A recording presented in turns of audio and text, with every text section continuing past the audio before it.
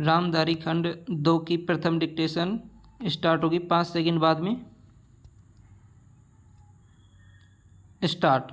महोदय, पर्यावरण से तात्पर्य किसी एक व्यक्ति के परिवेश से नहीं वरन व्यक्ति के, समाज के, राष्ट्र के और इस सारी पृथ्वी के ही परिवेश से है, जिसका प्रभाव व्यक्ति, समाज, राष्ट्र और सारे विश्व पर पड़ता है। विराम। पर्यावरण से तात्पर्य पेड़ पौधों, नदी पहाड़ या किसी तंत्र विशेष से नहीं वरन उस समग्र वास्तविकता से है जिस पर मानव मात्र का अस्तित्व और उसका संपूर्ण आध्यात्मिक एवं भौतिक विकास निर्भर है। विराम। अस्तित्व केवल शारीरिक स्वास्थ्य ही नहीं, मानसिक भी। विराम। स्वस्थ शरीर में स्वस्थ मन ही अच्छे स्वास्थ्य की परिभाषा है। विराम।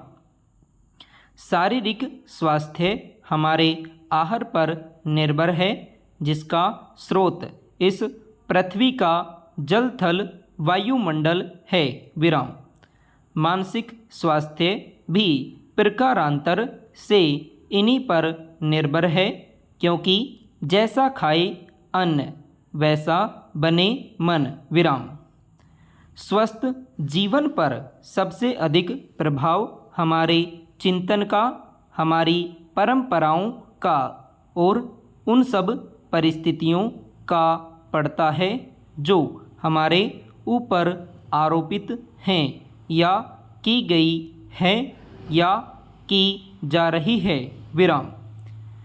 इसलिए पर्यावरण या परिवेश में जल, थल, वायु ही नहीं बल्कि वे सारे घटक महत्वपूर्ण हैं जिनका कुछ भी प्रभाव हमारे जीवन पर, हमारी क्रियाशीलता पर पड़ता है, जैसे हमारे विचार, हमारे आचरण और हमारी परंपराएं एवं संस्कृति आदि। विराम। पैरा। सदा से मानव की आकांक्षा उन्नति और विकास की रही है। विराम। जगत का अर्थ ही है गतिमान और गति दोनों ओर संभव है, उन्नति की ओर भी और अवनति की ओर भी। विराम। पहली को हम प्रगति कहते हैं, दूसरी को अगति, विगति, अधोगति या दुर्गति कह सकते हैं। विराम। वास्तव में मनुष्य ऐसा जटिल प्राणी है जिसमें अनेक विरोधाभासी और असंगत प्रतीत होने वाली प्रवृत्तियाँ और प्रतिक्रियाएं होती हैं। विराम। वह कानून और व्यवस्था की मांग करता है, किंतु चलचित्र, दूरदर्शन आदि में स्वतः भड़की हिंसा या खेलों में युक्तिपूर्वक की गई हिंसा अथवा अनीति से मंत्रमुग्ध भी हो जाता है। विराम। मनुष्य अपनी ही जाति या वर्ग के व्यक्तियों के प्रति प्राय बहुत अधिक प्रतिद्वंद्वी होता है, किंतु कोई बाहरी खतरा उपस्थित होने पर उनके प्रति हद से ज़्यादा सहयोगी बन जाता है। विराम।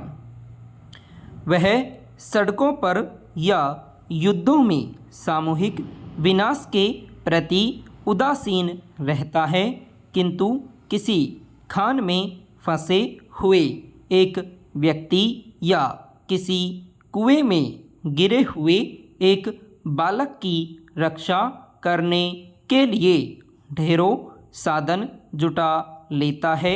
विराम।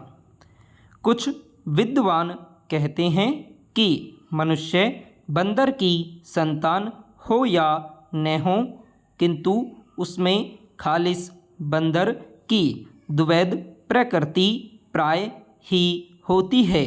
उसमें शाकाहारी बंदरों की भांति वृक्षों में उछल कूद करने की प्रवृत्ति तो होती ही है, साथ ही ऐसे बंदरों की स्वाभाविक जिज्ञासा भी होती है जो अत्यंत संगठित गिरोहों में रहते हैं और भांति भांति का मांस खाने में मजा लेते हैं। विराम।